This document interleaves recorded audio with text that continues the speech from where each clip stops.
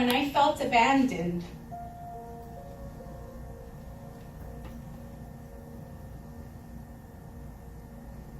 you were there.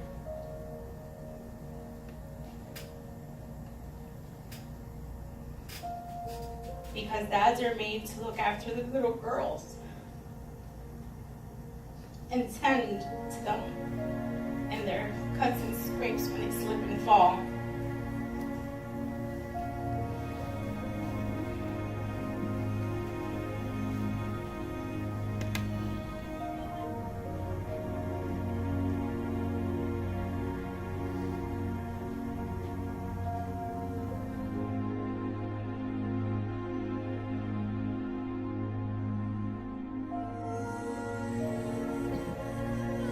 So I got it figured out now. Look, God, I got marriage now. I got a good job, so I can tithe now. The kids aren't going crazy now. I have a reliable car, and I have a busy schedule. But I took Sundays off. You have changed. You don't tell anyone about your story. I'm ashamed. I took that away from you. You changed. I'm ashamed. I took that away from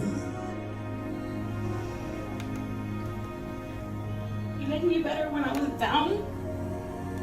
I like it better when you talk to me and took refuge in me. I like it better when you call me before you sleep. Don't forget about me when you're doing well, for you set the plans, but I clear your path. You turn your back on me, and it's okay, because I protect it. I love it better when your eyes meet my eyes through a storm. You're affected by your surroundings. You believe all is good due to your circumstances, but I'm close to the brokenhearted because I mended. For faithful are my ways, and I love you. And you can't never take that away from you, even if you wanted to.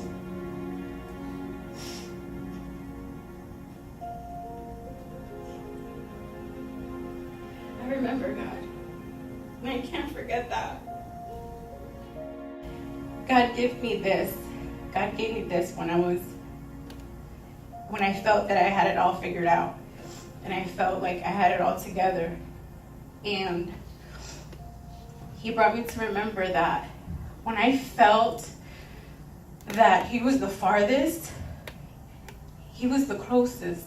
Even looking back, I feel like He was carrying me. How do I get through that without Him? And when I felt like I was doing everything right, and I felt like I was going to church every Sunday, that was enough, that I felt that He was there because I was doing everything by the book. But in reality, He's there to the sincere heart. He's there to the brokenhearted. And something that I didn't understand at a very young age was that everybody kept telling me, you know, Father God, Father God, Father God. And I'm thinking, well, how do I understand that as a kid growing up in church if all my dads in my life left? Or if the only father figure I had, you know, it was an injustice for me growing up for people to say, yeah, you have to love your Father God. That was kind of like, oof, you know, I can't open up to that. But the thing that brought me comfort when I did my own search of the Bible, when I decided, you know what, I'm gonna see who this Jesus is. And I was really young, I was about 13. And God said, I don't have to be your father. I can be your friend. And I know that might rock your mind as an adult, but as a child that grew alone, grew up by herself, that was very intriguing. That was very, like, you know what, I think I like this. Well, are you sure I can tell you anything? And He said, yeah, you can tell me anything. And I thought that was pretty cool of our God to do that. He knows exactly what we need. But we pull so far away from him, and we think that since we're doing everything right, he's there. And yet he is. He tends to the brokenhearted, and he watches from afar the ones that are active. But that's where we get it twisted. We get it twisted because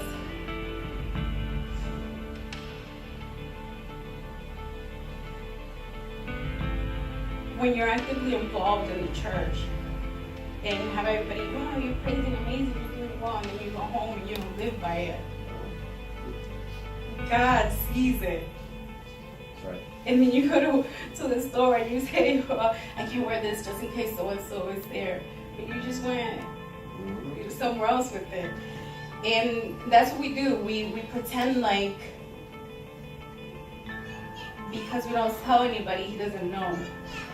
Well, I say all that to say that growing up, I've learned to love him as my father. And I've learned to see him as my best friend. But he captivated me as a friend first.